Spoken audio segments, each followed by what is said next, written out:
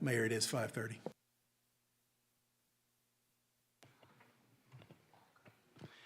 Okay, I'd like to call the meeting to order. This is the work session for Bella Vista City Council for February 17, 2026.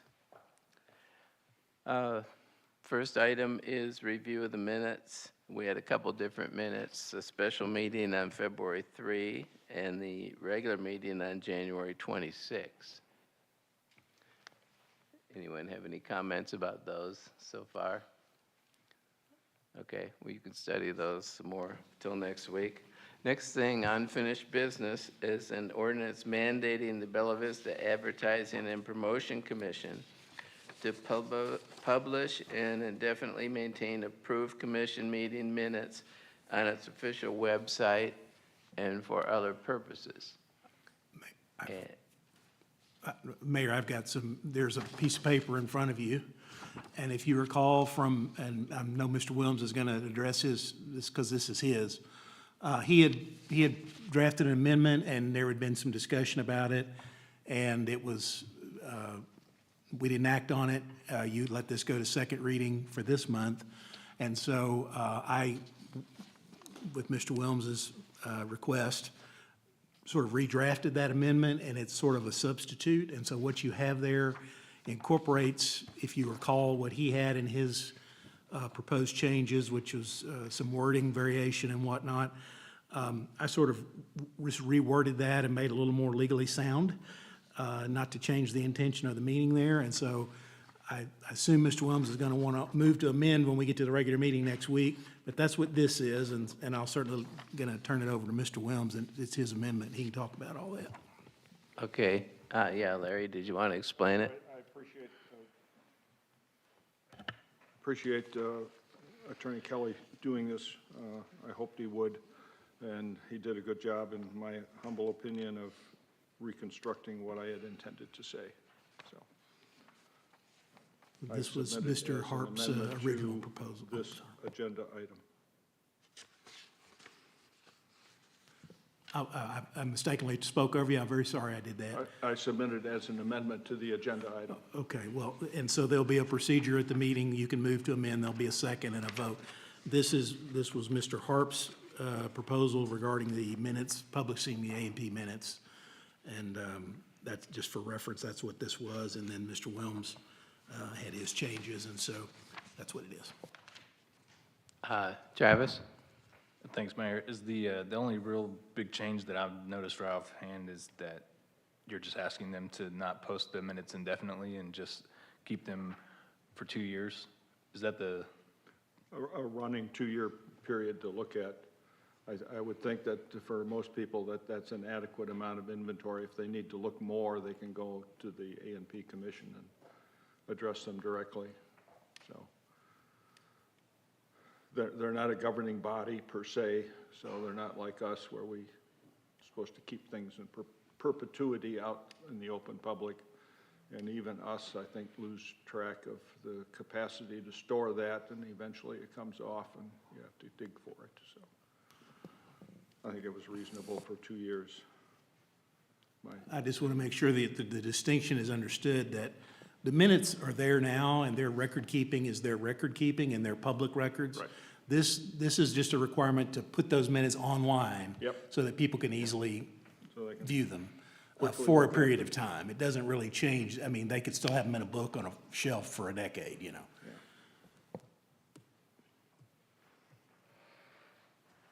Yeah. Okay, so anyway, I guess you all can think about that until next week. And as Jason said, it's on second reading. A new business,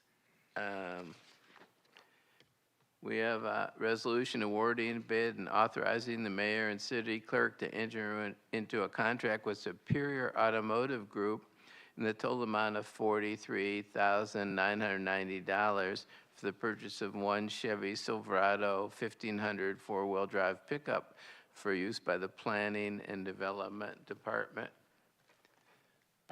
Taylor, did you want to speak about this?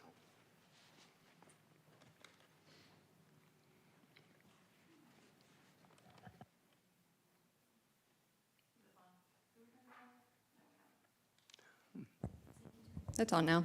Okay. So yeah, this is a truck, as stated in my memo, for our planning and development department, but specifically for our engineering division. So our GEC, stormwater, erosion control, site inspections, all of that is handled by our engineering division. Currently, I have 3 people, 2 full-timers and 1 part-timer sharing 1 truck. One of them is full-time in the field, and so that's making it quite difficult, so that our other inspector can do the pre-permit inspections. So she's kind of having to borrow trucks and/or other vehicles right now, so she can do that and keep issuing the GECs on the front end. And so this was already in the budget. You guys approved it with the 2026 capital budget. No amendment is necessary. It's under budget. We budgeted 45,000, and I'm just under 44,000, so saving a little over 1,000 in the budget on that item. So happy to take any questions. Larry? I guess my thought is if one person's going to drive this, do we need a full-size vehicle? Can we use a Colorado size version, which is an intermediate size, which can be equipped the same way, I'm assuming, 4-wheel drive and a whole bunch of other things, 4-passenger, I'm assuming crew cab? These are the standard vehicles for our fleets that we have. So we just did a standard bid for the same ones that we're already using. So you did a bid as opposed to purchasing it from? Yes, this is the bid. We went into a bid in January. It closed on January 20th, which missed the January meeting, and so they are waiting on this bid to close and be My awarded. question still is, would a smaller vehicle serve your purpose, and why would it not serve it? Because it would reduce the operating cost. You should have better mileage, gas mileage, you should have lower maintenance costs, should give you the same service life. And if you're only having mostly one person in it all the time, is it a crew cab or is it what kind of cab? It is a crew cab. The standard fleet vehicle is crew. Okay, so the question is still whether a smaller size vehicle making it more economical for the city to use. We would have to put this out to bid again, Okay, because the bid was only for a standard fleet vehicle. well, yeah, standard fleet vehicles come in all sorts of sizes and shapes, so. My question is that we're maybe paying more for something that we don't really need because you can get by with a smaller vehicle at less cost, lower operating expenses to the city. That's my question. Yeah, I think she was just going by, what was standard with the city, and there's different schools of thought on this. I've noticed that there's a little bit of a prejudice by our people. By experience, they've found that the vehicles last a lot longer when they're a little bigger, have a little bigger engine, and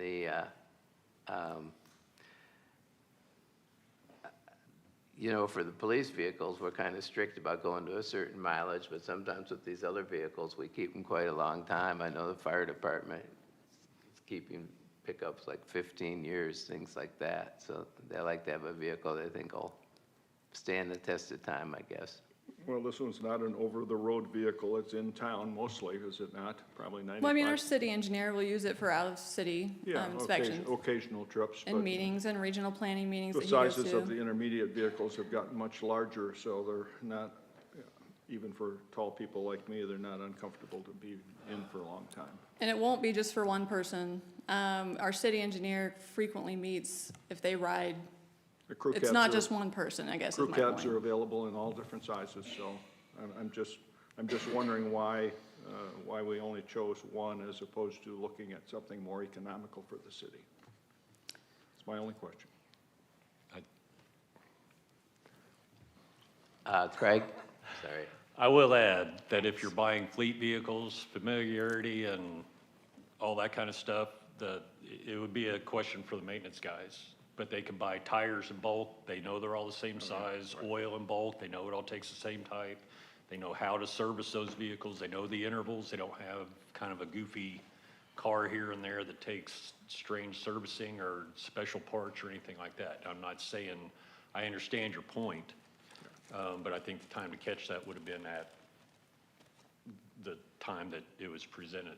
I mean, I'm not saying we can't take a step back but I think that there is a reason why they buy. Oh, yeah, Same I'm sure there is. models, et Yeah, cetera. I'm sure there is, yeah, Thank you. yeah, I understand. I'm just looking at it from an overall cost perspective is, do we really need that size of a vehicle for its purpose? And even if you take 4 people in it, the crew cabs available in the intermediate size now are much adequate to travel long distances, yeah. So your recommendation is the city look at changing fleet vehicles to mid-size trucks? Well, I'm thinking that it would save us some money on the purchase end of it, and would probably save us some operating costs, because the tires are gonna be smaller, they're gonna be less costly, should have a little better likely, miles per gallon, so we should get a little more economy out of it, so that's my only thought. It's up to the rest of you. Wendy? Mr. Williams, do you know what the price of a new 2025 Chevy Colorado is? I have no idea, I didn't do the bidding on it or I did anything. just a little Google. It's within the same price range, pretty close. It's about 40,000, 41,000. So it's just based on the quick internet search. That bid could be totally different, but just want to put that out there as well. You'd have to take the specs for what they have furnished with the vehicle. Is it four-wheel drive, yes or no? And some of the other attributes, is it got a cover in the bed? All those kinds of things, and so I'm not sure how it was spec'd. I didn't go through the packet, quite honestly. But Karen, I don't know if you have any thoughts from our vehicle maintenance people, or? I do know for the vehicle maintenance side of things, the more consistent the vehicles are, the more likely we are to have that car on the shelf, so that it reduces the downtime if we do have to make any type of repairs. until you had more of these in the fleet, It's pretty similar to what we do have as a city fleet. understand? Travis? I support looking into the future, maybe finding a alternative vehicle that's more affordable or better miles per gallon, but this is already in the budget. I also kind of did you a favor and came into this thinking you wanted the Tahoe, so I feel pretty good about the pickup truck.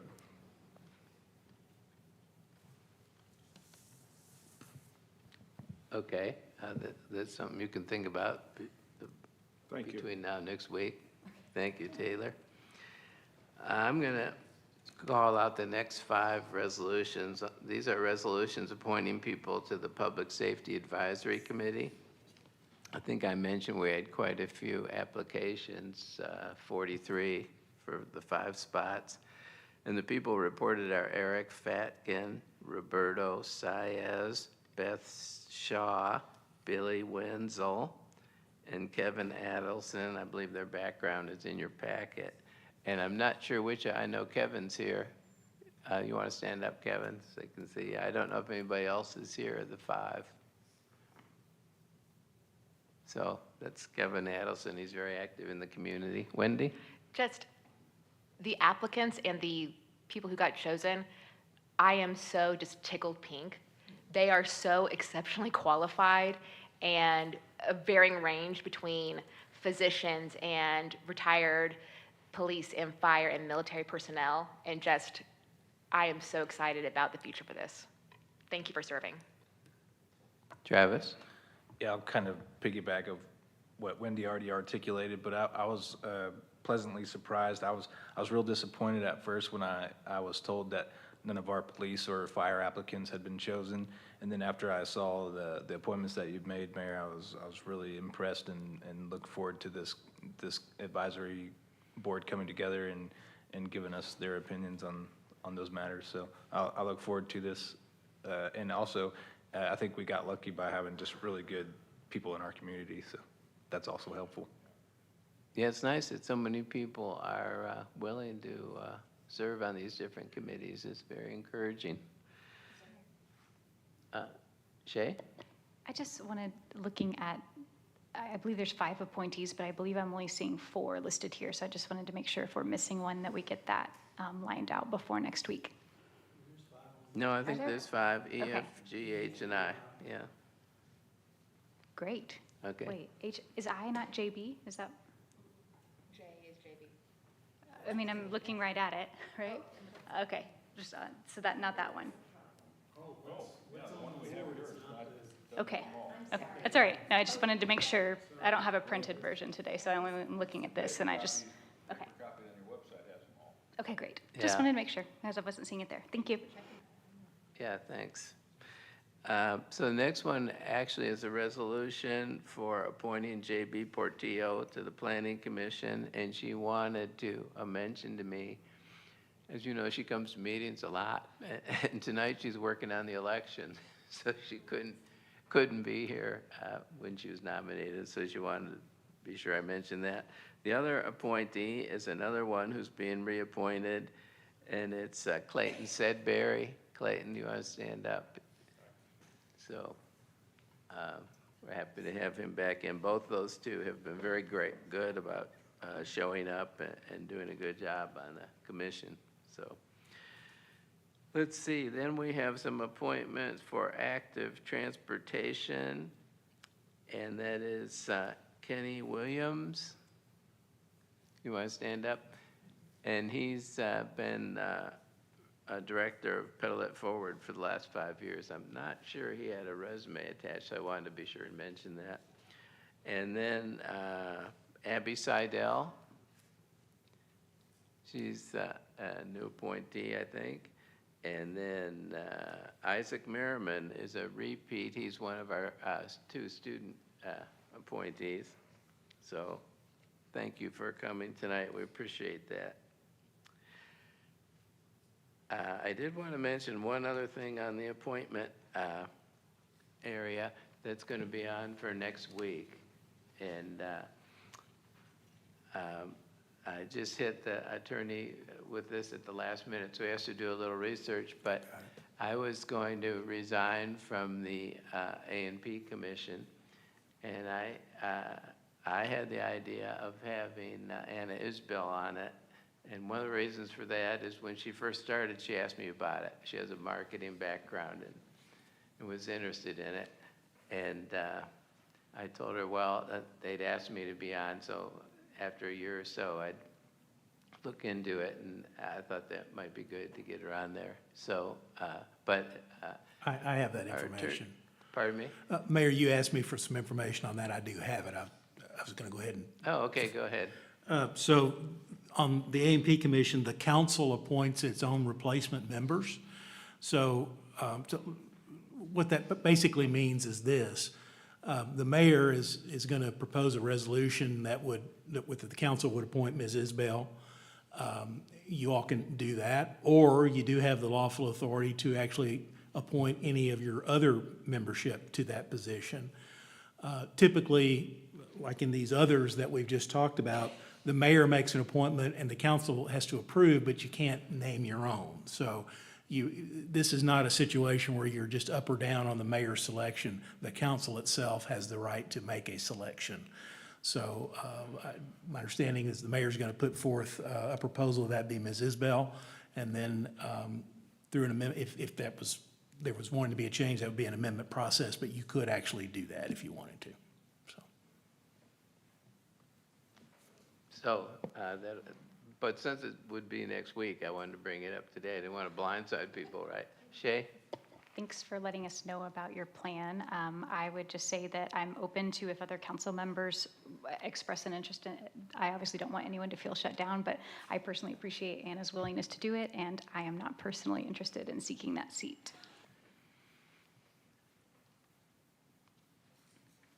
Okay.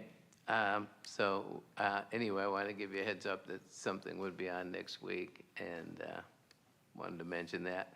Now, the next item is a discussion item O, and status of electric meters, and I was going to have Taylor talk. I just want to make sure, I think several of you know what the status is, but I want to make sure everybody's up to speed and what the status is on that issue. We had an applicant submit a appeal of the zoning administrator's interpretation of what a electric meter is. That met the March 9th deadline, and so that will be going forward to a public hearing in this room, March 9th at 4:30 p.m. with the Board of Zoning Adjustment, where the BZA will determine what an electric meter is, basically. Either whether that's overturning my interpretation of what it is or setting a definition of what it is. So after March 9th, we should know more. What time did you say? 4:30. In this office here. Yep, right here. March 9th at 4:30 p.m. Yeah, the Board of Zoning and Planning are quite consistent that they always meet here. It's always at 4:30. Second Monday is at 4:30. And the next item is 2025 Planning and Development Department Report, which is also by Taylor Robertson. Yeah. I made you might have to restart it. That's what I was worried about. It would probably just jump back and click drag it by. But yeah. So this is a video I made for the Planning Commission. Thought I'd share it with you guys. So yeah, we had 3,909 applications reviewed by my department staff in 2025. That's quite a bit considering we only have 11 people. Most popular is 998, too short of 1,000 GECs for 2025 with over 1,500 GEC reviews by one full-timer and a part-timer. That's up 12% compared to 2024. And compared to 2020, that's 61% increase. So between those 5 years, we've seen a 61% increase in that application alone. Looking over our inspections, which also saw a increase, 5,661, or an 18% increase compared to 2024, giving us a whopping 787 new house single-family permits we issued, 24% increase to 2024. 89% increase to 2020 with over 1,000 zoning reviews done by planning staff. Honorable mentions, we had over 600 STRs, over 500 fences. Our minor variances, walls, door-to-doors, and right-of-ways fell short as well. Can you pause it right here? I kind of want to take some time on this slide real quick, but these are the highlights of the Board of Zoning Adjustment, and the Planning Commission. They hosted 24 public hearings in 2025, not including all the work sessions that they have as well, and special work sessions, and additional meetings that we had for the code reform. So just the meetings that we noticed the public on our website and in the newspaper, and we put the signs up, we had 24 of those. Some non-single family project highlights to call out, of course, is the Oz Trails Bike Park, the Owl Commons Master Planned Community, the Razorback Greenway Extension, which also had an extension, Campfire Ranch, that was an administrative project that was reviewed. It was small enough that the site could be reviewed by staff. Town Center East, I do have another update on that. So spoke with the property owner last week. I gave the mayor an update, I think on Friday, but Town Center East, the infamous wall that faces City Hall or 71, the property owner, CCI, is waiting on their board to approve the contract with their contractor. And so the new date that I've been given by the property owner to break ground and start work is by the end of February.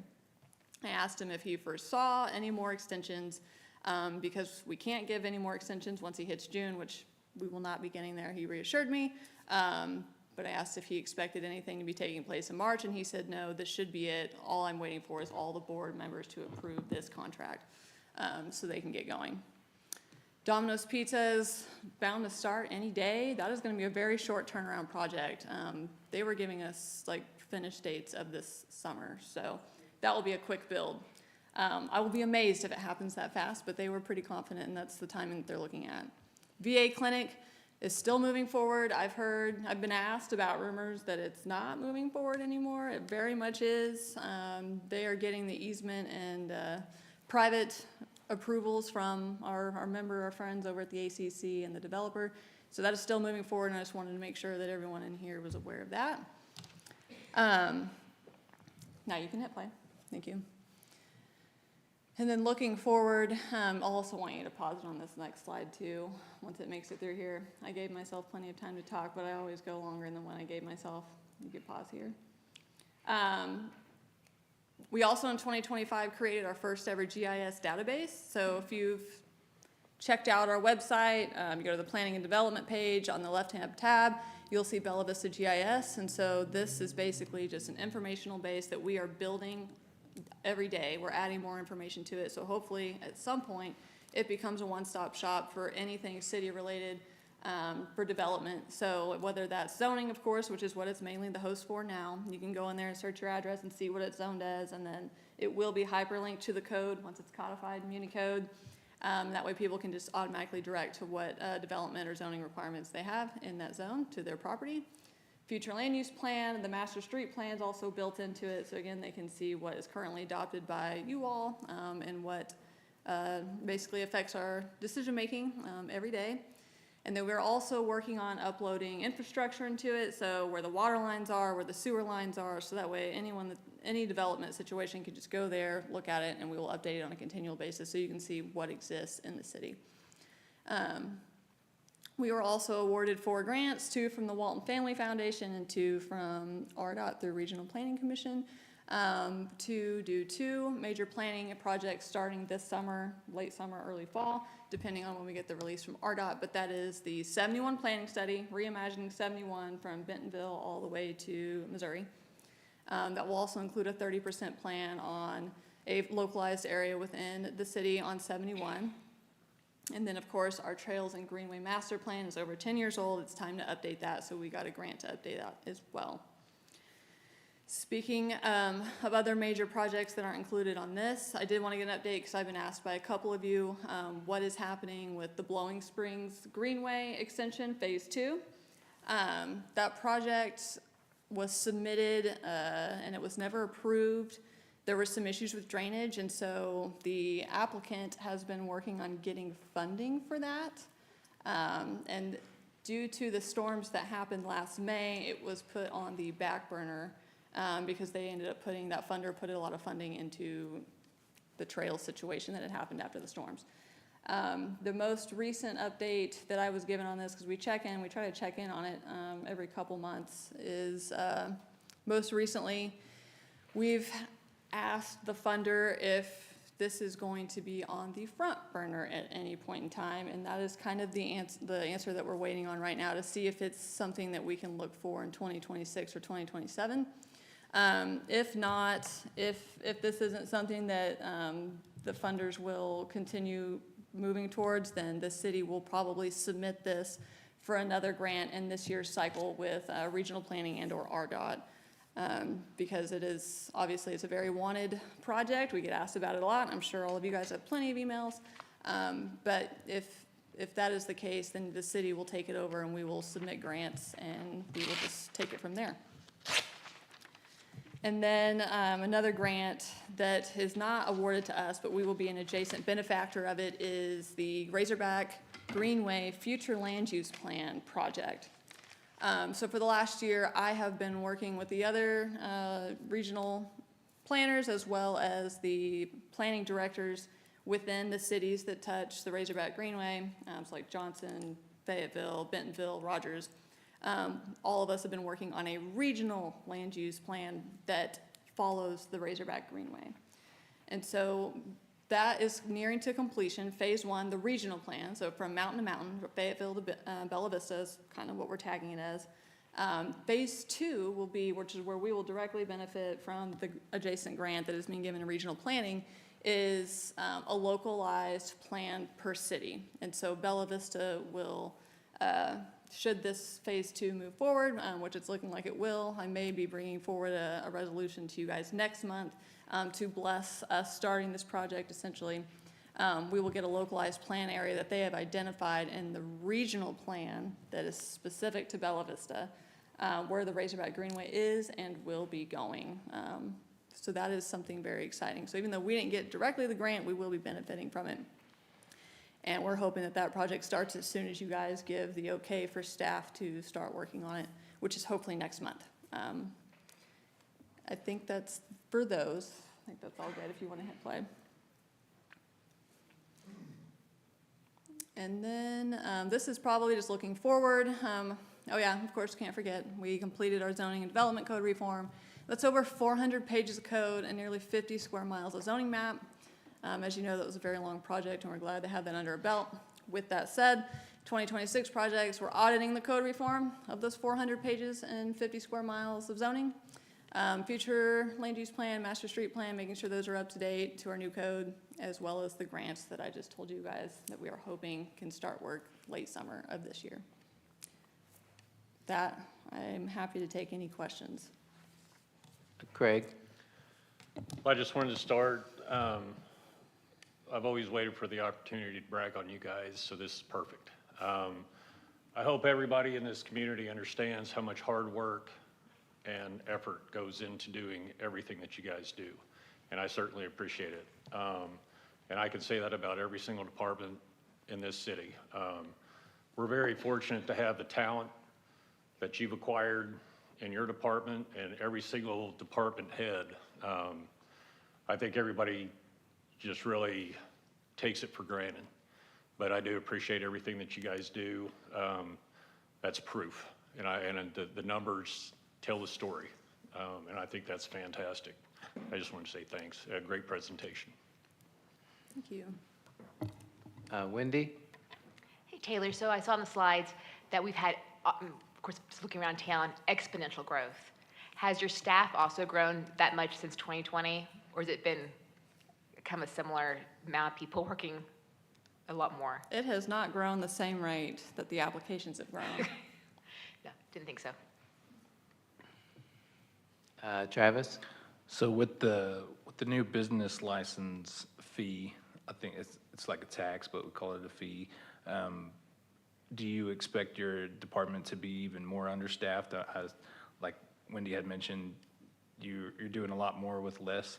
And now that we added on another additional permit or license, do you anticipate your staff having issues keeping up with that? I think we can handle it, or I would not have recommended that ordinance. Obviously, more work is more work, and we can never control what's submitted to us. You know, we like to call ourselves planners, but we're also reactors. We react to what's given us, and so that's just a part of our day-to-day, is adjusting to what we are given. So that's just a part of our job description. Larry? I'd like to pair up with Councilor Hunchel said about the department and our staff, our key staff, our regular staff. We've got a super group of people here. I have some questions for you about your report. VA clinic, that is the one at the corner of, Rogers Road and 279 up the street here? Just north of us. Mm-hmm. And that's on non-POA property. Are they going to have sewer service there? You mean And- water? Are they?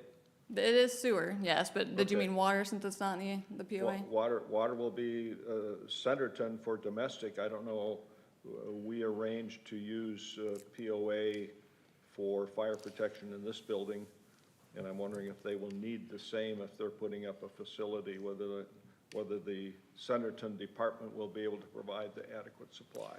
So that was kind of the overview that I gave, that it's still working on getting the private approvals with the developer and the ACC. I believe their agreement is the developer is going to allow it to be brought into the POA so they can get water for fire suppression.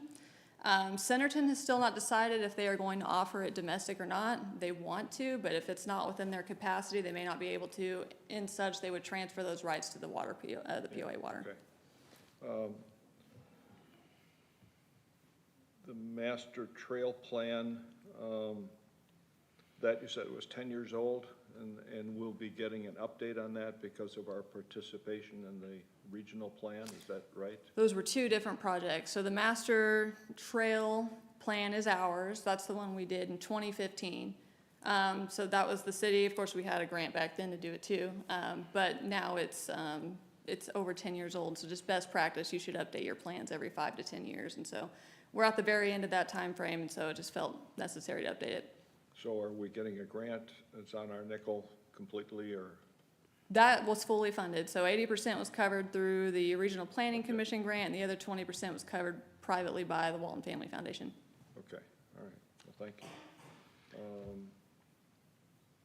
Right now, I don't have any other questions. I'm sure I will.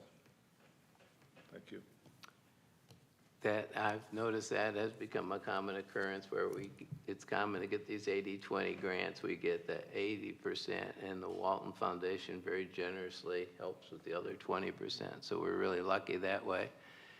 And you know, for people say, gee, what does the planning and development department do? I think the answer is lots. I mean, it's just unbelievable the year they just had, I think. It's Well, incredible.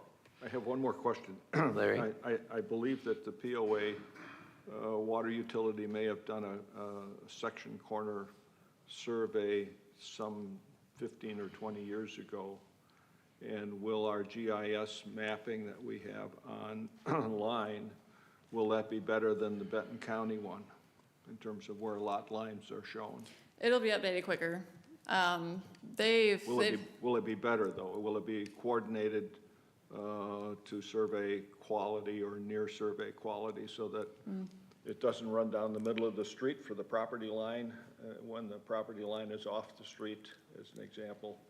Well, our GIS is built off the Benton County GIS database. Oh, And it is? that's why all GIS databases have a disclaimer when you click on it, is because there's always going to be room for error on that. Okay. But in terms of updating it, and then yes, especially zoning and things like that, it will be more detailed. But the base layer that is built on is through Benton County and their So parcel if we IDs. look at lot lines and things on our GIS map, there's going to be the same as you find on the county map. You will click a disclaimer that you understand that there's a possibility that that may not be where the property line is, correct? Frustrating. Okay, thank you very much, Taylor, appreciate it. The next item is impact fees, and we have Ben Griffin of our consultant Tischler Weiss here to make a presentation.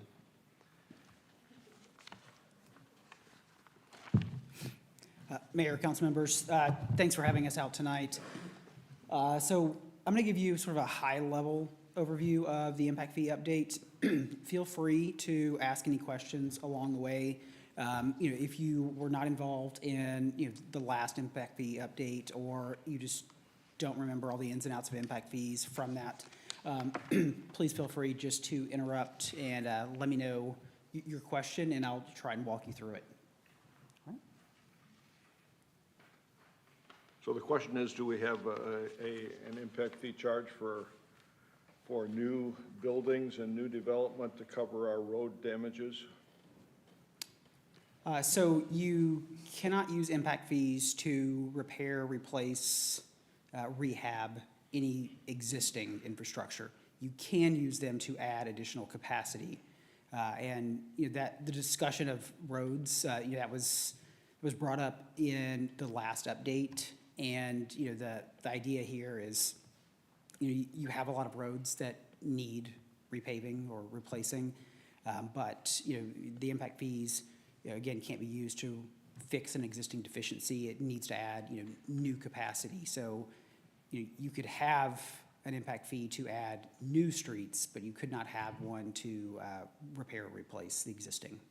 What about reconstructing the streets that the developer left us as being shoddy? Basically, what I tell people, if it starts in the letters RE, we probably can't use an impact fee for that. So repair, replacement, rehab, anything like that, can't use the impact fees for that. Tischler Weiss suggested to us pretty early on, actually, we raised that, and I knew you'd be interested in it, Larry. They directed the attorney and I to look at the fee in lieu approach if we wanted to try to do something about roads. They wouldn't be able to do it in the impact fee context. So have you done fee in lieu of in other cities for transportation or road damages or road repairs or maintenance or whatever? We have not. You have not. Yeah, A they fee in felt lieu that is a we could totally do it. different Yeah. legal animal than Yeah. an impact fee. Impact fee is because of the impact of growth and addition to the city. Fees in lieu are when you have a developer that has a particular city requirement to improve a public infrastructure, like a street, related to their development. They could pay a fee in lieu of doing that, which would go into a fund which would pay for certain things that could go for existing infrastructure. I know that I won't be popular in saying this, but we have a lot of impact by all the new construction that's happening in the city on our existing roads. And so the question is, can we as a council adopt a fee specifically for road? What we're saying here is that it can't be an impact fee because it's not Right. related to new growth. It potentially could be a fee in lieu of a development requirement, but anything other than that would probably be a tax and have to be approved by the voters. So that's what I can tell you.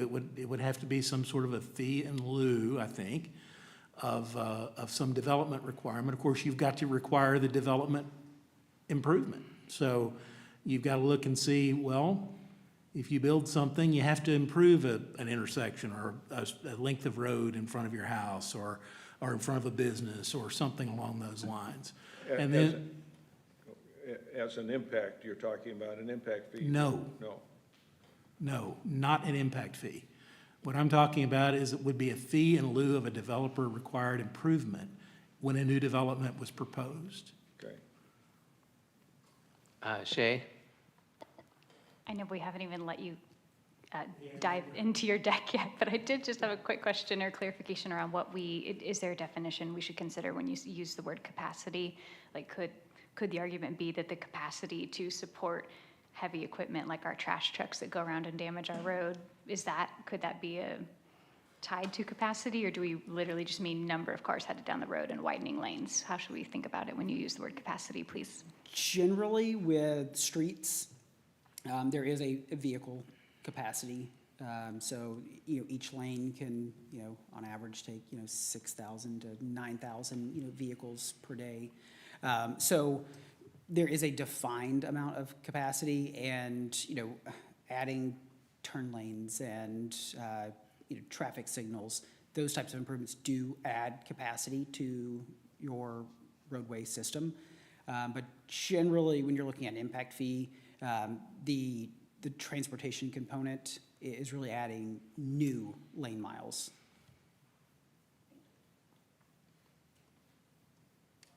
All right. So Tischler Weiss, we've been doing impact fees and fiscal analysis, things like the growth planning for 40 years. And, more recently, we have started working with other communities in Arkansas. Generally you're seeing this emerge, in impact fees in the Southeast because over the last, decade or so, you've seen, a spike in growth in the Southeast. So you're starting to see, Arkansas, Tennessee, South Carolina. So states that generally didn't have impact fees 10 years ago are starting to see that as a way to fund growth-related impact. And, instead of passing that on to your existing development, you can charge new development for that when they come in, pull their permit, to say, hey, this is your growth-related capital costs, so we don't have to pass this on to our existing residents. Next slide. So impact fees are one-time fees generally collected at the time of, the building permit or when you pull your water meter. I do believe in Arkansas, it can be at closing. But generally it's, before someone takes ownership of that new structure, they're gonna pay an impact fee for some amount of capital infrastructure. Can't use impact fees for operations, maintenance, repair, rehab. It needs to be new capital or recently constructed capital that essentially has excess capacity. So water and sewer are great examples of that. If you oversized a plant, you could use impact fees to, pay off the debt related to that excess capacity. There are three things we have to prove with impact fees. So impact fees or an impact fee study has to prove need. So part of that is looking at, are you still growing? And if the answer is yes, then we sort of move on to that next step of need. And do you have infrastructure needs? So if you say, yeah, we need additional fire stations, we need additional parkland, that sort of starts checking those boxes. But then when we look at those projects, we want to make sure that they're system level improvements. So something that's going to provide a benefit throughout the service area and not a project level improvement. So a great example would be, if you had a street fee, you wouldn't want the fee to include turn lanes into a new shopping center because that's only providing a benefit to that shopping center. They're the reason that you needed that. So that's a project level improvement. But, adding, additional lanes to that arterial would provide additional system-wide capacity.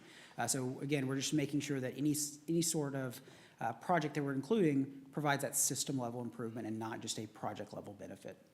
Then we start talking about benefit. So benefit, we look at two approaches. We want to make sure that the fee payer is geographically close enough to receive a benefit from paying that fee. So if you were a huge sprawling city, so Phoenix is a great example, you probably need to cut down the city into smaller service areas because you may not receive a benefit from an improvement on the other side of the city. The other part of benefit is we want to make sure that you're spending your money in a timely manner. So in Arkansas, you are required to encumber the money within 7 years of the date of collection. So that doesn't mean you have to build everything within 7 years, but if you're building a new fire station, maybe you're purchasing the land with the money you received in years 1 and 2. And then maybe in years 3 and 4, that money is going towards design. So there are ways to stretch this out, but that money does need to be encumbered from 7 years from the time you receive it. And every year of receipts, that's a new 7 years. So just making sure that you're spending the money in a timely manner. Also, we need to make sure that the fees are proportionate to demand. So you'll see in the fee schedules, there are a couple residential categories. There are a few non-residential. Different land uses have different demand for infrastructure. So we want to make sure that we're using demand indicators that are proportionate to the actual demand from different types of development. So a long way of saying we're going to have different fees for different land uses. All right, next slide. I have a question really quick. Sure. Is Bella Vista large enough to have to separate, fees for distance? Not quite. If you had a water and sewer fee and you had different pressure zones because of elevation changes, that might trigger it. But generally, no, you're not going to be big enough to really need separate service areas. Okay. All right. So there are 3 general methodologies we use in impact fees. They look at points in time. So I briefly discussed sort of paying back the cost of excess capacity. So that's a cost recovery. We're looking to the past. So it's something that exists today. You built it in the past, but you've got that excess capacity and you want to use impact fees to buy into that excess capacity. If we look at the present, that's an incremental methodology. So we want to maintain the existing level of service. So the number of acres of parkland per person or the square feet of police facilities per person. So we can take today's level of service and just maintain that going forward. That way, if essentially you're not overcharging future development, because one really important thing with impact fees is you can't charge future development for a higher level of service than existing development receives, unless you have an outside funding mechanism. So, issuing debt, that's a pretty good example. And, in that situation, you might say, well, we're here today. We want to be here. So how do we get there? Well, you can issue debt, raise that level of service. And this is essentially a plan-based approach, which is the final methodology, where you say, okay, maybe we're deficient today, but if we issue debt, we can raise that level of service, and then we can charge future development this higher level of service because we are now providing it to all development. Again, just making sure that we're never charging future development for a higher level of service than existing development receives. So any questions with the methodologies? Okay. All right, next slide. We also need to look at credits. So the first one is really easy. That's a site-specific credit. Essentially, in this case, a developer may construct something that's included in the impact fee study. All you're going to do is give them a credit against their impact fee.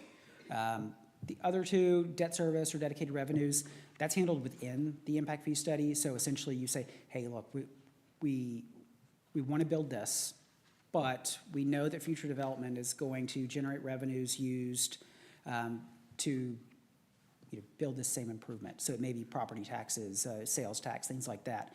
So we include a credit in the impact fee study to reduce the proposed impact fee to offset those future revenues generated by future development.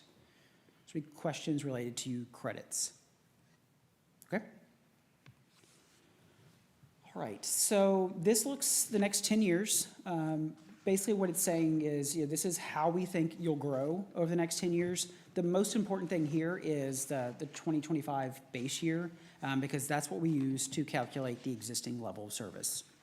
So we look out 10 years.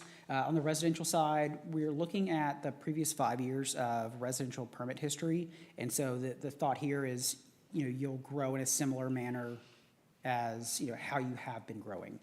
So if you've been growing by a little over, 500 housing units a year, we think that you would grow in a similar fashion. So over the next 10 years, a little over, 5,000 additional housing units.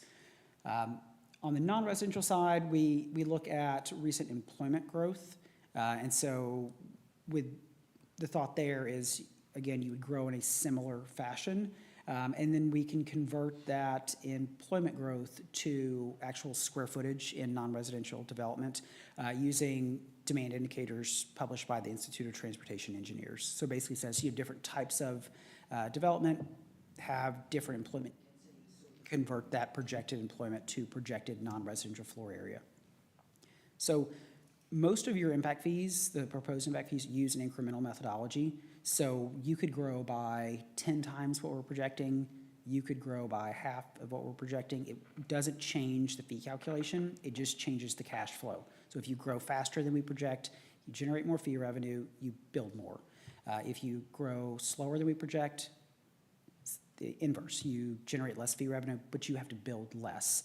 A lot of communities like the incremental methodology because it really insulates, the city or the general fund from having to make up the difference if there is, a recession or a change in the development pattern. But really here, the most important thing is, that base year, is the existing population, is the existing employment, is that accurate? Because we're using that for almost all of your fee calculations to say this is your existing level of service. So are there any questions related to the 10-year projections? Okay, next slide. All right, so we'll start with fire. We're looking at a citywide service area. We're looking at two components. Basically a facilities component and an apparatus component, both using an incremental methodology to maintain that level of service. And so based on 10 years of projected growth, you'd need about 9,500 additional square feet of fire facilities. That would generate about $4.2 million in impact fees for those additional facilities. And you'd need about 4.5 additional apparatus. That'd be about $5.5 million to acquire those additional apparatus. It's important to note that this isn't replacement of existing apparatus, it's expansion of the fleet. Again, with an incremental methodology, we're maintaining the level of service, so it doesn't say you're building a new fire station, you're buying these apparatus. It's saying you need additional square footage. So it may be building a new fire station, but it may also be adding bays to existing fire stations. The incremental methodology gives you that flexibility to respond to where growth is actually happening in the community. And so if you have a lot more development on one side of town, it allows you the flexibility to say, okay, well, we're going to put most of our impact fee dollars over here to add capacity to serve this spike in growth. All right, the next slide that will show the proposed fire fees. So essentially what we're doing here is just taking that cost per person or that cost per vehicle trip, we multiply it by the demand indicators. So for residential, it's going to be the number of persons per housing unit, and that's calculated based on census data.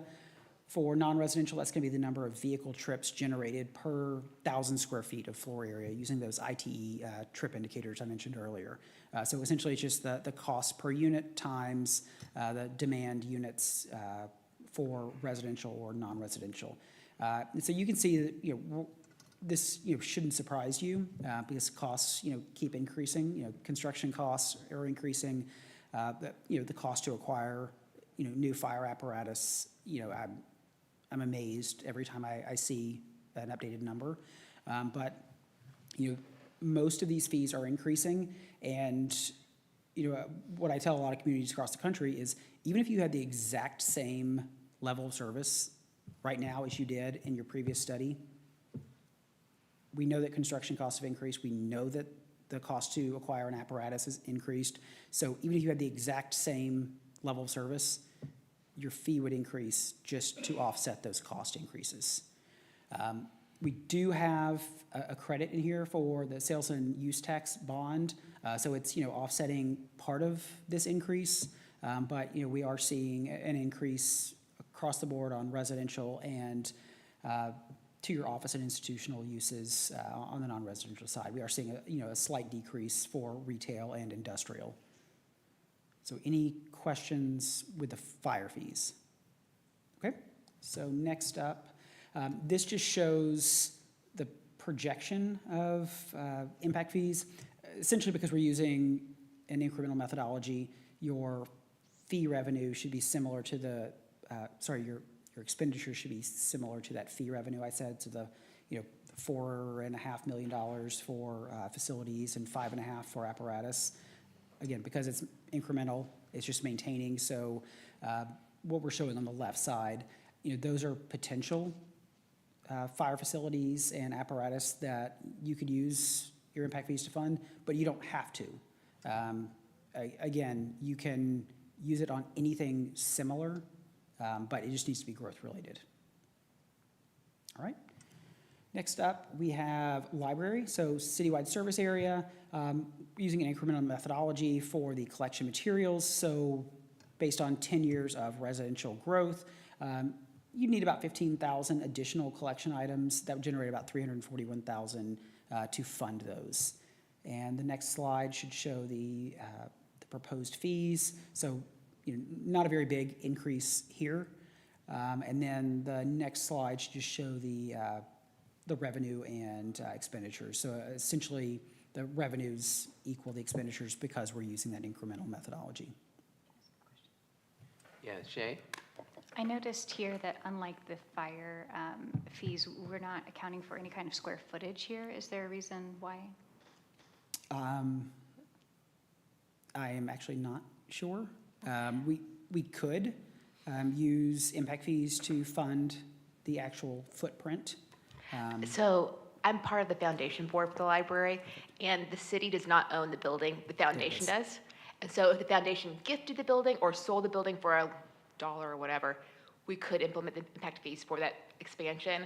Unfortunately, we have not done that, in my opinion, and so that part falls on my foundation. I guess my concern just is with the city growing so much, if we did need to add more square footage, right? Because we can add a ton of collection items and add to our, the items in circulation at our library, but if we don't have enough space for it, then that does create a problem. So I'm not totally, anyway, just wanted to ask that question on, aside from this building, would we ever need to build a different building or expand upon it on the city's dime, I guess is just my question could these funds be used for that? Just because we're not collecting the fee based on a calculation of square footage, could we still use the money collected for an expansion? So because you technically don't own any facilities, and I'm not an attorney, so I can't give legal advice, but You can't. thank you. Yeah, so this is based on the collection materials that you own. Now, you could use a plan-based approach to say, hey, we technically don't own any facilities today, but we want to. And then say, all right, well, this new facility is going to serve, everyone citywide and allocate the cost. But essentially, you're saying, because we have no level of service, if we look 10 years out, well, that increase in growth is the growth share. The other part is what existing development has to fund. So essentially, probably issuing debt to fix that. But if you bought a library for $1, you have an instant level of service, and it's much easier to have an impact fee. And then at that point, though, we would have to get back with you all and recalculate and change the fee, right? That's correct. And like Bentonville recently did this several years ago, their foundation did sell the building, and they implemented impact fees and were able just to open last February a beautiful expansion piece that did get I think $4 million in revenue just from the tax impact fees. So, That sounds incredible, and I'd love for our city to have that. agreed. A question that I have is, I don't know, Councilor Kelly, do we lease the library building? Is that how we make use of it? Yes, we have a long-term lease with the foundation for the building. We own the collection, and we obviously employ this. The contents are ours. Yes, I'm sir. assuming. Yes, sir. But the building is theirs and the land is theirs, and so Yes. we pay them, what, a rate based on the amount of area they provide? No, I have to go back and look at the lease, but it's a minimal amount of It's rent. dollars, yeah. It's like, it's just enough to support the lease agreement, basically. They're not making money on our lease payment. So they're not recovering any of the cost for the site? We pay insurance, part of what the main thing we pay is for the insurance on the building. I'm thinking That's if our we- if we- financial if we- stake. If we had a lease agreement and they do an expansion, our lease cost would go up, and so would that be an eligible cost for us to consider? Your No. insurance cost might go up. But, And they did do an expansion, and the lease didn't change. and there's been talks about other expansions that have been, I think, put on pause or back burners because the insurance cost would be substantial to the city. And so the foundation has not gone forward with that information.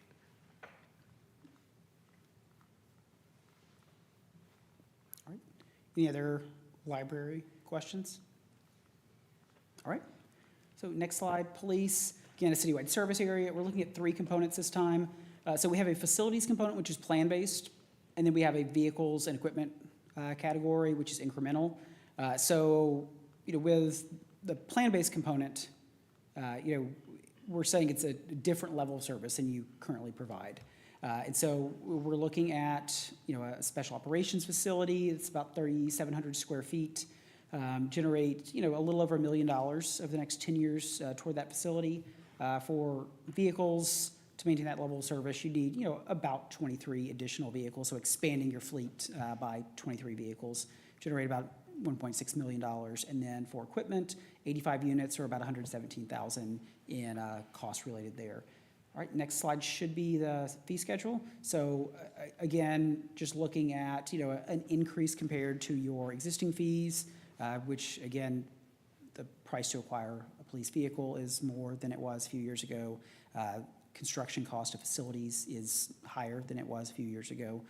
So, it's not surprising that this fee would increase compared to your current fee. All right, and then the next slide is just, some potential projects, and then the revenue generated from impact fees. You do see that, that difference between what's projected in your total cost is because it's that plan-based approach on the facilities component. So any questions with police? Okay. All right, and the paved pathways fee, this is a citywide collection area. We're using an incremental methodology to maintain the existing level of service of paved pathways. And so you would need about 1.2 miles over the next 10 years, and that would generate about 1.2 million in impact fees. The proposed fees assessed only to residential development. On the next slide. And so, this one, it's not a substantial fee. This is actually to residential and non-residential. About $200 per single-family unit to, about $150 per multifamily unit. All right, and the next slide should be the revenue projections. So again, because this is incremental, the revenues are essentially equal to the expenditures related to paved pathways. All right, and this shows the fee summary. You can see, average single-family unit is going to be about $2,300 compared to your existing fee, about $1,100. So essentially doubling the current impact fee. But again, because costs have increased, it makes sense to see this fee increasing as well. And then I think the final slide is a comparison to some of your neighbors. So that gray column is the draft fee, and then just to the right of that is your current fee, but you can see, comparison to Rogers, Springdale, Bentonville, and Fayetteville, which we were in, my coworker and I were in Fayetteville this morning, kicking off their police and fire impact fees, so that number, that'll increase soon. And then, working with some of your neighbors. So, there's a lot of impact fee updates right now, and for the most part, it's because this area is experiencing, pretty aggressive growth, and, costs are increasing. So where we might see, communities updating every 5 years, it's sort of trending towards every, 3 or 4 years, just to keep up with the changes to the growth projections and the costs. All right, and I believe that was the final slide, but I'm available for any, questions or comments. I had a question. When you list the numbers for a multifamily, is that for each unit? Mayor, yes, that would be per unit.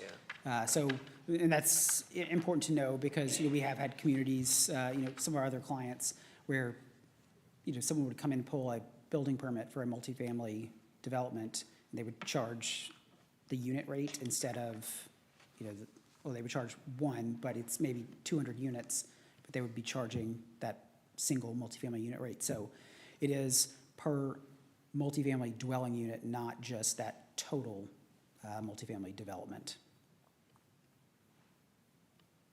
All right, any other questions or comments? Do you often see a increase like we have on the single family here where it's basically doubled? This update cycle, that's actually the norm, just because construction costs have increased, exponentially. Some states do have limits on, how much you can increase a fee, like Florida, they cap it at 50%. But, if this is truly passing, that cost of growth on, and, this is what construction costs. And, I think your persons per housing unit is pretty similar to your last study. So this truly is, you have a similar level of service, you have similar occupancy factors. So it's just that, passing that higher construction cost along to new development. Larry? And looking at this table, at the bottom line, it says the total for single-family residential and the per 1,000 square feet of retail. When I look at the current Bella Vista, the proposed draft numbers, and then when I look at Bentonville, they're way above us in terms of single-family units, but way below us in terms of commercial. And then I look at Springdale, and they're 2.5 times what we have for single-family, and 3 times almost for retail. And the same thing with Rogers. Now, how do you get those numbers up that high for those other 2 communities? How do we get our numbers up that high? So Rogers and Springdale, they only assess water and sewer fees, and generally water and sewer fees are So water pretty and high. sewer fees are in the Springdale and the Rogers, and they're not in ours. Correct. And what about Bentonville? With Bentonville, it looks like the park component is really driving the impact fee there. It's $2,500 of their, $3,800. So that's really what's, driving their fee increase. Non-residential, I'm not sure, off the top of my head, what's causing that, but it could be that more of the cost in Bentonville is shifted towards residential development. And so it's reducing the share that goes on, is passed on to non-residential development. So if we were, in Bella Vista, we're unique because we don't have a water system and we don't have a wastewater system. The other communities do. So those are in their numbers, but not in ours. Correct. So to look at case for case, we would need to add the cost of our POA water and our village wastewater company charges for sewer into each of these two categories to figure out where we sit in relation to them. If that's a capacity fee or impact fee, yes. If it's just a connection fee, then that wouldn't be, a good comparison. But even, comparing a fire fee to another city's fire fee, it's not always an apples to apples comparison, because, what if, one is sort of heavy on new facilities, or they have a much higher level of service compared to, you with, maybe you don't have as many apparatus. So, there are a lot of caveats to this type of comparison. Also, we don't own Parks and Recs, and we don't provide those services, so we probably can't add those in, right? Right, so it's sort of tough to compare. I mean, if you're trying to figure out, okay, well, what is, the impact fee, impact to development? Yes, it's good to show the summary, but again, it's not an apples to apples comparison in, every community. And really quick, I think you mentioned it already, but just to clarify that this fee gets paid at the time of closing? Is that what I heard? I believe it's paid at the time of closing. When are we collecting it, Taylor? It can be either, I've got to go back, I have to go back and Closing is look at her. the latest you can pay it, but every community is a little bit different. I did notice, I was on council when we first started the impact fees, and we did not have a single complaint, not a peep from anybody going from 0 to 1,100 on building. And Carson Bice has always told me that, people think somehow the impact fees are gonna affect demand, and it's his opinion, it has zero effect on demand. It is a signal to the development community that you're going to continue to invest in your community. And so there's a reason people want to move here. And, without capital improvements, you start to erode that, quality of life that you provide. So yeah, it is a signal to the development community, hey, we're going to continue to make these improvements, and we're not going to let, that sort of, level of service decline. So on the collection issue, we are collecting it at the time of application. The law gives them tells them that they have to pay it no later than the issuance of the certificate of occupancy. So we're actually taking it sooner, but we have to collect it no later than the issuance of the certificate of occupancy. And there's a couple of caveats to that, but that's what we do. Okay, Shay? First, I just want to thank the mayor and the staff for undertaking this project. For casual listeners or for citizens who might be listening to this, I think it's important that we all understand what impact fees do for our city. We have really limited revenue in the city because of our lack of commercial development, so impact fees really do help grow. As we saw from Taylor's presentation, our housing is growing significantly. Some would say, and this is not me speaking on behalf of the city, that every time we add a new household, it debatably costs us more to serve that household with our city services than we will recoup in their property taxes.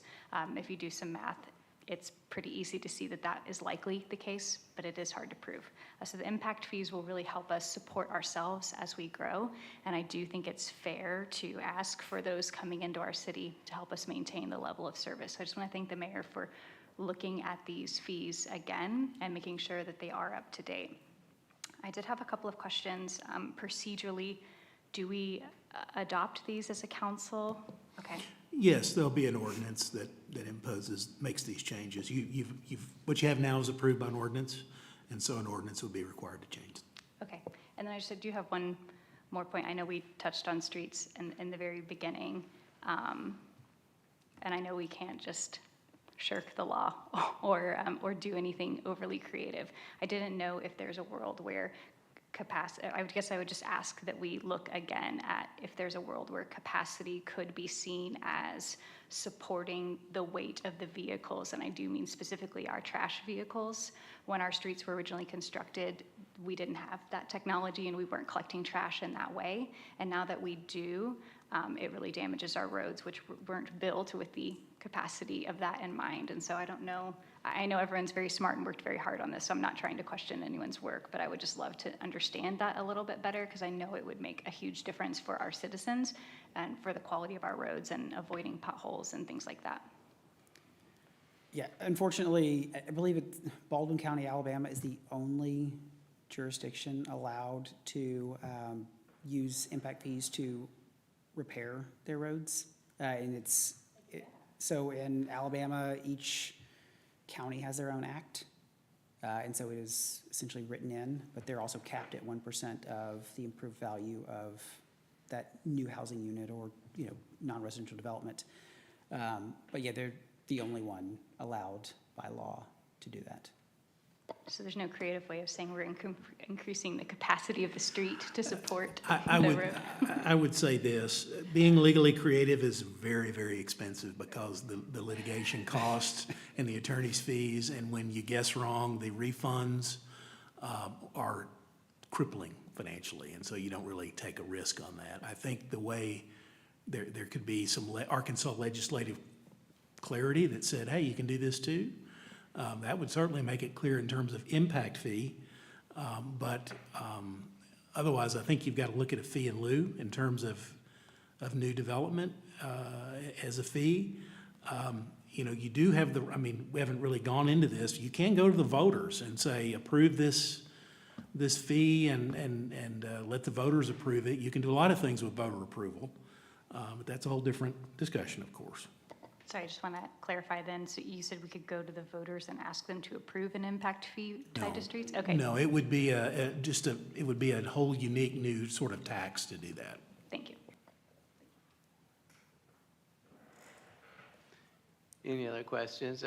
I think the main thrust of Tischler, Bice, and the study, the point of this is they come up with some numbers and they say, you can correct me if I'm wrong, this is the maximum we feel you can legally charge for impact fees with the facts you've given us.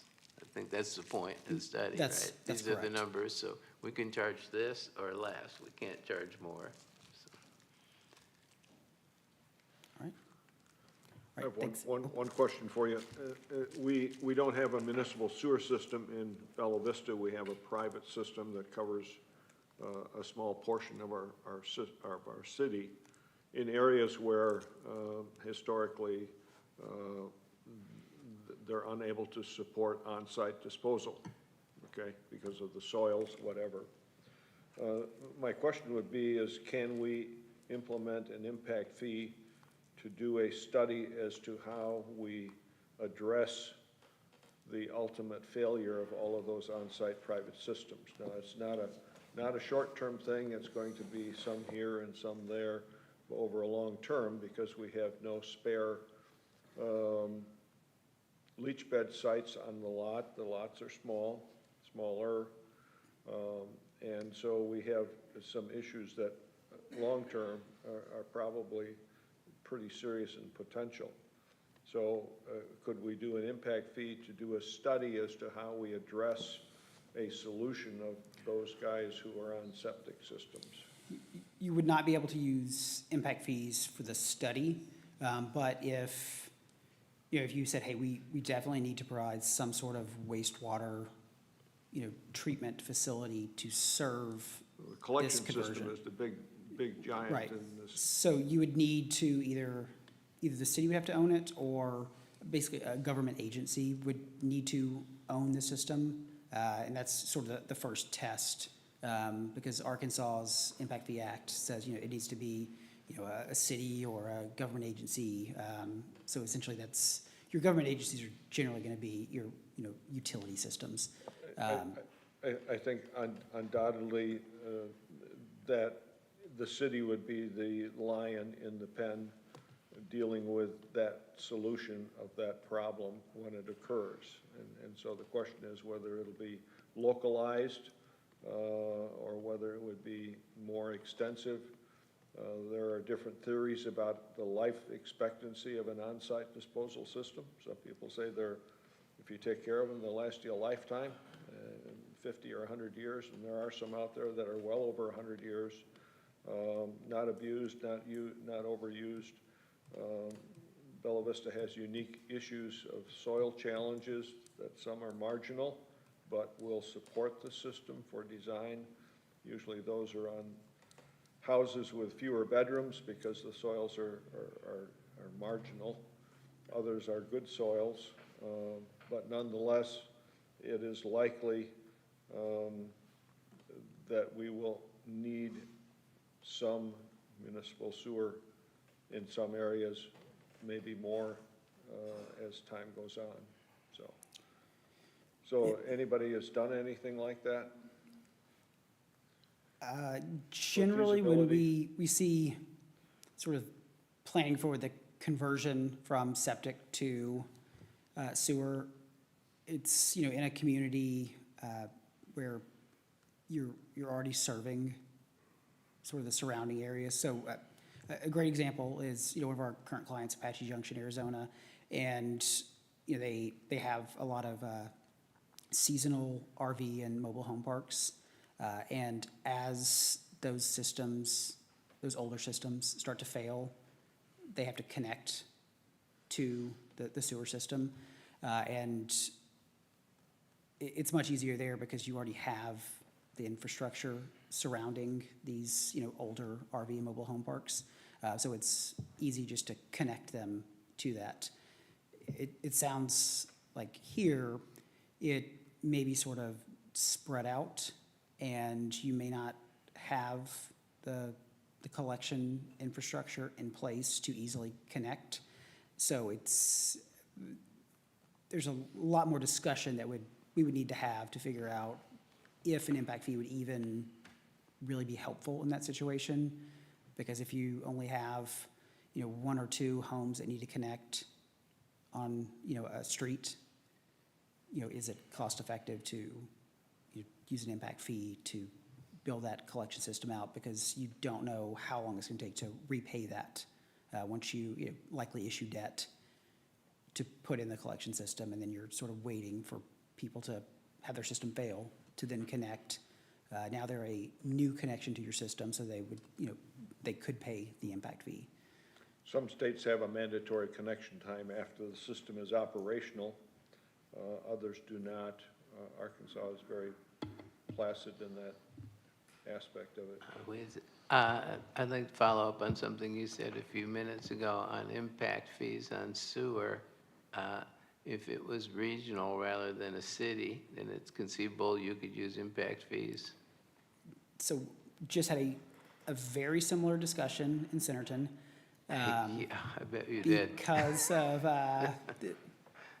some legal issues about whether or not you can send additional flows anywhere.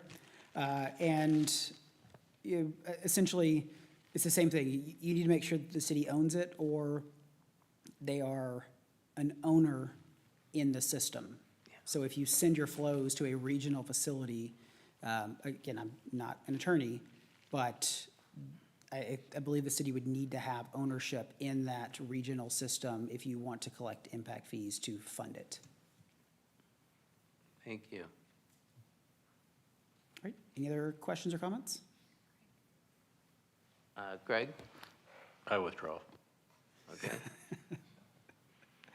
All right, thanks, everyone. Just send out any emails or if you have any follow-up before actual adoption.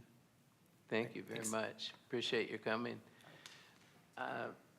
If the council is amenable, I could have Jason Kelly write up an ordinance for next week. It'd only be first reading. We have plenty of time to think about it and talk about it, and be something to look at. An ordinance to implement these numbers, Yeah, I would be inclined to do that. yeah. I have court Thursday. It's already Tuesday, and the meeting is Monday, and this is a multi-million-dollar ordinance, and so I would request time to be a professional and do this right. Okay, you could So, certainly have that. if it's, you certainly could,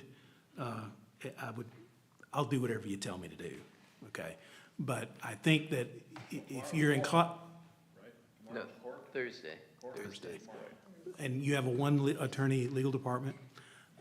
So what I would suggest to you is, that I don't know if you have any inclination to want to waive 3 readings and do this at one meeting, but you could just do it in March and then waive them at that time, or go to the second meeting or something, second reading, and Sure. it wouldn't necessarily have to slow the end result down, is what I'm Yeah. saying, if we wait Yeah, I 1 month. understand. Yeah, I would like to point out our one attorney is really outstanding, so. Well, I'm glad one person thinks so. I appreciate that. No, I know others do. Thank you. Yeah, that's a good point. If next Monday's too much, then that's okay. I don't want to Travis? waive, I don't want to waive any readings on this, if that's what, maybe I misunderstood, but just my personal vote would be a no to waive any readings. That's up to the council. Yeah, it's, sometimes it's not a bad idea to take your time a little bit, so. One observation I have is I looked at our website for commissions and boards.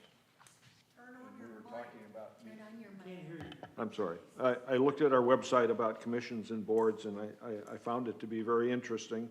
Travis brought it to my attention through the issue with the minutes for the A&P Commission, and only 3 of the 7 boards and commissions really list when they meet. And so some of them say, as an example, the council is an advisory board to the city council and the mayor, and thrive to foster a community in Bella Vista with no date or time or anything, how often they meet. Another one says we meet quarterly, but they don't say what month or what day of the week in the month that they meet, like the 3rd Tuesday, 4th Friday. So I find those to be interesting, and I would encourage the staff to follow up with the leaders there and add that information to our website. I think would be beneficial to our community residents to be able to go to a meeting if they chose to, without having to try and research it, because they would know, as an example, the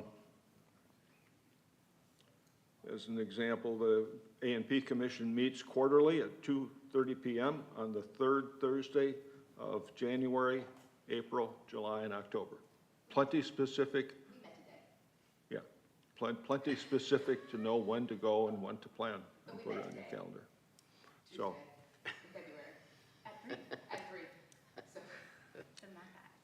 so anyway, Point taken. I think some of the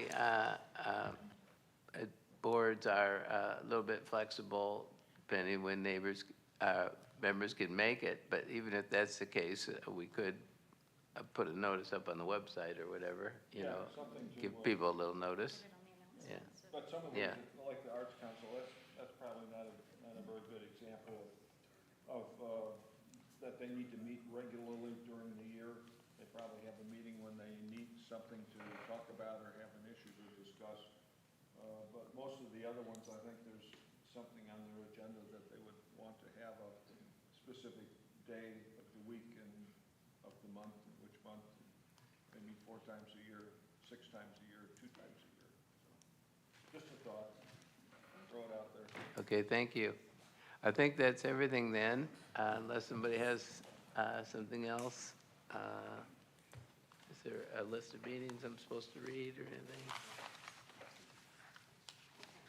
Usually next week, right? Yeah, that's next week. Okay, adjourn.